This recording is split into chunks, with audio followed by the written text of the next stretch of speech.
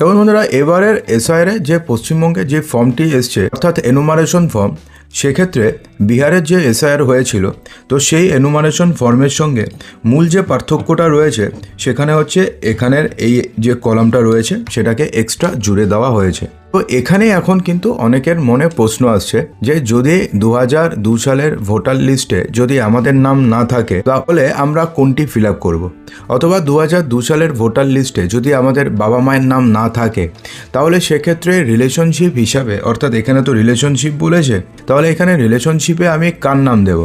বাবা মায়ের নাম তো নেই, তো কার নাম দিতে হবে? তো এছাড়া যদি ধরুন আপনার আগে আপনি অন্য জায়গায় ছিলেন, এখন অন্য জায়গায় এসছেন, জায়গা পরিবর্তন করেছেন, তো সেক্ষেত্রে আপনি কোনটার ডিটেলস দেবেন? বা ধরুন ভোটার কার্ডের নাম্বার চেঞ্জ হয়ে গেছে, সেক্ষেত্রে আপনি কোনটা দেবেন? অথবা কর্মসূত্রে আপনি বাইরে থাকেন, সেক্ষেত্রে আপনি কী দেবেন? তো সেই সমস্ত প্রশ্নের উত্তর এই ভিডিওতে দেওয়ার চেষ্টা করবো, সেজন্য দেখতে থাকুন।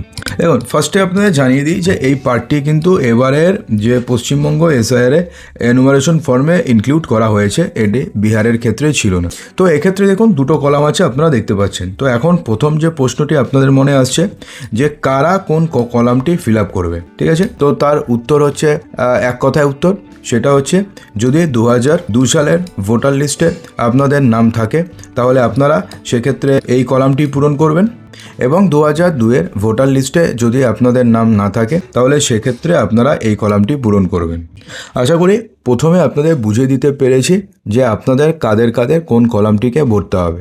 তো একটা ক্যালকুলেশন করা হয়েছে যে 1983 সালের আগে বা 1983 সালে যাদের জন্ম তাদের 2002 সালের ভোটার লিস্টে তাদের নাম থাকার কথা, তো তারা এই কলামটি পূরণ করবেন। এবং 1983 এর পরে যাদের জন্ম তাদের 2002 সালের ভোটার লিস্টে নাম থাকার কথা নয়, তারা এই কলামটি পূরণ করবে। তো এবার আসছি আমরা যে কি লিখবো, অর্থাৎ কলামটি তো করবো ঠিক আছে, তো কোন কলামে আমরা কি লিখবো? দেখুন, ফার্স্ট ইসেতে আসছি যে 2002 সালের ভোটার লিস্টে যদি আপনাদের নাম থাকে তাহলে সেক্ষেত্রে এই কলামটি পূরণ করবেন। তো সেক্ষেত্রে আপনি কি লিখবেন? তো ফার্স্টে এখানে ইলেক্টরস নেম, অর্থাৎ আপনাদের নাম আপনি এখানে লিখবেন। এরপরে বলা হয়েছে এপিক নম্বর, অর্থাৎ আপনাদের তো একটা এপিক নম্বর আছে, ভোটার আইডি কার্ড নম্বর, সেই ভোটার আইডি কার্ড নম্বরটি আপনি এখানে দেবেন। যদি আপনাদের ভোটার আইডি কার্ড না থাকে তাহলে সেক্ষেত্রে দেওয়ার প্রয়োজন পড়বে না। আর যেহেতু 2002 সালের ভোটার লিস্টে আপনাদের নাম রয়েছে তাহলে তো আপনাদের কাছে ভোটার আইডি কার্ড নাম্বারও রয়েছে। এবার এখানে রিলেটিভস নেম আছে, এখানে তাহলে আপনি রিলেটিভস নেমে কার নাম দেবেন? তো যদি আপনাদের 2002 সালের ভোটার লিস্টে নাম থাকে তাহলে সেক্ষেত্রে আপনি এখানে আপনার বাবার নাম অথবা মায়ের নাম, এই দুজনের মধ্যে যে কোনো একজনের নাম দেওয়ার চেষ্টা করবেন, অন্য কারোর নাম এখানে দিতে যাবেন না। যেহেতু আপনার 2002 সালের ভোটার লিস্টের নাম রয়েছে সেহেতু আপনাকে আর অন্য কারোর নাম দেওয়ার দরকার নেই, হয় বাবার নাম দেবেন না হলে মার নাম দেবেন। যদি বাবার নাম দেবেন তাহলে এখানে রিলেশনশিপে আপনি ফাদার লিখবেন, আর যদি মায়ের নাম দেন তাহলে এখানে রিলেশনশিপে আপনি মাদার লিখবেন। এরপর ডিস্ট্রিক্ট লিখবেন, কোন ডিস্ট্রিক্ট, যেই ডিস্ট্রিক্টে আপনি 2002 সালে ছিলেন। এমন নয় যে আপনি ডিস্ট্রিক্ট চেঞ্জ করেছেন, এখনকার ডিস্ট্রিক্টের নাম লিখছেন। 2002 সালে যে ডিস্ট্রিক্টে ছিলেন সেই নাম লিখবেন, যে স্টেটে ছিলেন সেই স্টেটের নাম লিখবেন, এসি নেম অর্থাৎ আপনার বিধানসভা কেন্দ্রের নাম লিখবেন। এরপরে নিচে কি লিখবেন? আপনি এসি নাম্বার, বিধানসভা কেন্দ্রের নাম্বার লিখবেন। এরপরে পার্ট নাম্বার কোনটি লিখবেন? 2002 সালের ভোটার লিস্টে আপনাদের যে পার্ট নাম্বার রয়েছে, যেই সিরিয়াল নাম্বার রয়েছে সেই পার্ট নাম্বার এবং সেই সিরিয়াল নাম্বারটিকে আপনাকে এখানে লিখতে হবে। এখন ব্যাপারটি হচ্ছে আপনি যদি খুঁজে না পান তাহলে কি করবেন? তাহলে সেক্ষেত্রে বিএলও আপনাকে সহযোগিতা করবে।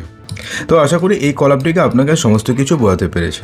এবার আসছি দ্বিতীয় কলামে, অর্থাৎ এটা যে 2002 সালের ভোটার লিস্টে আপনাদের নাম নেই, অর্থাৎ আপনাদের জন্ম 1983 সালের পরে, অথবা আপনি 2002 সালের পরে ভারতবর্ষে এসছেন, যদি এরকম কেস হয় তাহলে সেক্ষেত্রে ফার্স্টে তো আপনি আপনার নাম লিখবেন, আপনার এপিক নাম্বার অর্থাৎ বর্তমানে যে এপিক নাম্বার রয়েছে সেই এপিক নাম্বার লিখবেন। এবার আপনি রিলেটিভ নেম লিখবেন, কার নাম লিখবেন? তো এখানে হচ্ছে আপনাকে লিখতে হবে 2002 সালে ভোটার লিস্টের নাম ছিল এমন যে কোনো রিলেটিভ, সে আপনার বাবা হতে পারে, সে আপনার মা হতে পারে, কাকা হতে পারে, কাকু হতে পারে, দাদা, দিদি, বোন, ভাই, যে কেউ হতে পারে। ইভেন আপনাদের ফ্যামিলি মেম্বারের মধ্যে যে কারোর নাম, যার নাম 2002 সালের ভোটার লিস্টে রয়েছে তার নাম আপনি এখানে লিখে দেবেন, ঠিক আছে? এক্ষেত্রে কাকা, জ্যাঠা, পিসি, পিসা যে কেউ হতে পারে। এরপরে রিলেশনশিপ, অর্থাৎ যার নাম আপনি এখানে লিখেছেন তার সঙ্গে আপনার কি সম্পর্ক রয়েছে সেই রিলেশনশিপ আপনি এখানে লিখবেন।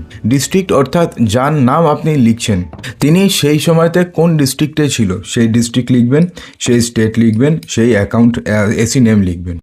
অর্থাৎ বিধানসভা কেন্দ্রের নাম লিখবেন। এবার এসি নাম্বার দেবেন, সেই 2002 সালে আপনি যার রিলেটিভের নাম লিখছেন তার পার্ট নাম্বার দেবেন এবং তার সিরিয়াল নাম্বার দেবেন। আর কিছু দেওয়া এখানে কিন্তু 2002 সালে দিতে হবে। আর এমনটা করবেন না যে আপনি এখনেরটা দিলেন, এমনটা কিন্তু আপনি ভুলেও করবেন না। তো এখন ব্যাপারটি হচ্ছে যে যদি ধরুন আপনাদের পরিবারের কারোর নাম 2002 সালের ভোটার লিস্টেই নেই, অর্থাৎ আপনাদের পরিবারের কেউ নেই যাদের নাম 2002 সালের ভোটার লিস্টে রয়েছে, তো সেক্ষেত্রে আপনি কি করবেন? তো সেক্ষেত্রে আপনার নামে প্রথমে নোটিশ ইস্যু করবে ইআরও। তো ইআরওর কাছে আপনাকে 11টি ডকুমেন্টসের মধ্যে যে কোনো একটি ডকুমেন্টস নিয়ে যেতে হবে এবং আপনি এনুমারেশন ফর্ম তো সবাইকে দেবে, এমনটি নয় যে কাউকে দেবে না। এনুমারেশন ফর্মের সঙ্গে আপনি 11টি ডকুমেন্টসের মধ্যে যে কোনো একটি ডকুমেন্টস দিয়ে দেবেন। আপনার বয়স অনুযায়ী, যদি আপনাদের শুধু হয় তাহলে আপনাদের বাবা মায়ের হলে বাবা মায়ের, আর না হলে পরে দুজনের হলে দুজনের, অর্থাৎ যেমনটি আপনার বয়স অনুযায়ী আমরা অলরেডি ভিডিও করে দিয়েছি, আমাদের পুরানো ভিডিওতে দেখবেন, পেয়ে যাবেন। তাহলে সেক্ষেত্রে আপনি সেখানে আপনার বাবা মায়ের, অর্থাৎ আপনি সেখানে 11টি ডকুমেন্টসের মধ্যে যে কোনো একটি ডকুমেন্টস সেখানে দিয়ে দেবেন।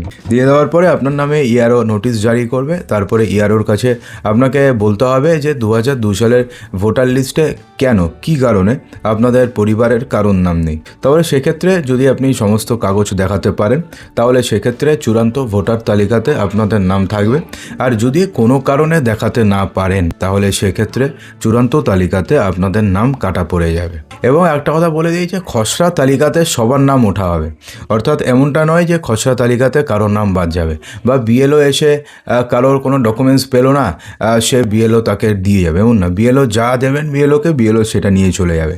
সেক্ষেত্রে খসড়া তালিকাতেও আপনাদের নাম থাকবে, কিন্তু পুরো যে মেইন তালিকা হবে সেখানে আপনাদের নাম থাকবে না যদি আপনার ডকুমেন্টস ঠিকঠাক না হয়। তো আশা করি বুঝতে পেরেছেন যে আপনি আগে অন্য বিধানসভা কেন্দ্রে ছিলেন, এখন অন্য বিধানসভা কেন্দ্রে এসেছেন, তো সেক্ষেত্রে আপনি কি করবেন আশা করি বলতে পেরেছি। এবার যদি আপনি কর্মসূত্রে যদি আপনি অন্য কোথাও গিয়ে থাকেন তাহলে সেক্ষেত্রে কি আপনাকে এনুমারেশন ফর্ম ফিল আপ করার জন্য আপনাকে কি আপনার বাড়িতে আসতে হবে, অর্থাৎ আপনার বর্তমান ঠিকানাতে আসতে হবে? তার উত্তর হচ্ছে একেবারেই নয়। দেখুন এখানে কি বলা আছে, এখানে যখন লেফট থাম্ব ইমপ্রেশন দেবেন অথবা সিগনেচার করবেন, তো সেক্ষেত্রে ইলেক্টর নিজের সিগনেচার করতে পারে অথবা নিজের লেফট থাম্ব ইমপ্রেশন দিতে পারে, অথবা বলা হয়েছে যে any adult family member with date and relationship, অর্থাৎ এমনটা হলো যে কর্মসূত্রে বাড়ির বাইরে থাকেন তো তাকে আসতে হবে না, তার পরিবর্তে বাড়ির যে কোনো অ্যাডাল্ট মেম্বার এক্ষেত্রে তিনি সিগনেচার করতে পারবে অথবা লেফট থাম্ব ইমপ্রেশন দিতে পারবে। কিন্তু এখানে অবশ্যই বাধ্যতামূলকভাবে ডেট লিখতে হবে এবং আপনার সঙ্গে তার কী সম্পর্ক রয়েছে। যদি আপনার বাবা হয় তাহলে ফাদার লিখে দেবে, আর যদি মা হয় মাদার লিখে দেবে, তো যে সম্পর্ক রয়েছে সেই সম্পর্ক লিখতে হবে।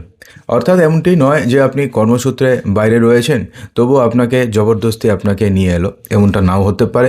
আবার যদি এমনটা মনে হয় যে কারোর নাম যদি ইয়ারও মনে করে যে ফোর্সফুলি ঢোকানো হয়েছে, অর্থাৎ এমন নামে ব্যক্তি সেখানে থাকেই না, তো সেক্ষেত্রে কিন্তু ইয়ারও আপনাকে ফেস টু ফেস দেখা করার জন্য নোটিশ জারি করতে পারে। তো সেক্ষেত্রে আপনাকে আসতে হবে। এখন প্রশ্নটি হচ্ছে সেক্ষেত্রে যদি আপনি না যান তাহলে কি হবে? সেক্ষেত্রে কিন্তু আপনার নাম ভোটার তালিকা থেকে বাদ পড়ে যাবে। সেজন্য ইয়ারও ডাকলে অর্থাৎ নোটিশ জারি করলে কিন্তু আপনি সেটা ভুলেও মিস করবেন না। তো বন্ধুরা, আশা করব যে ভিডিওটিতে আপনাদের সমস্ত কিছুই বোঝাতে পেরেছি। যদি ভালো লেগে থাকে তো লাইক করবেন, শেয়ার করবেন, চ্যানেলটিকে সাবস্ক্রাইব অবশ্যই করবেন।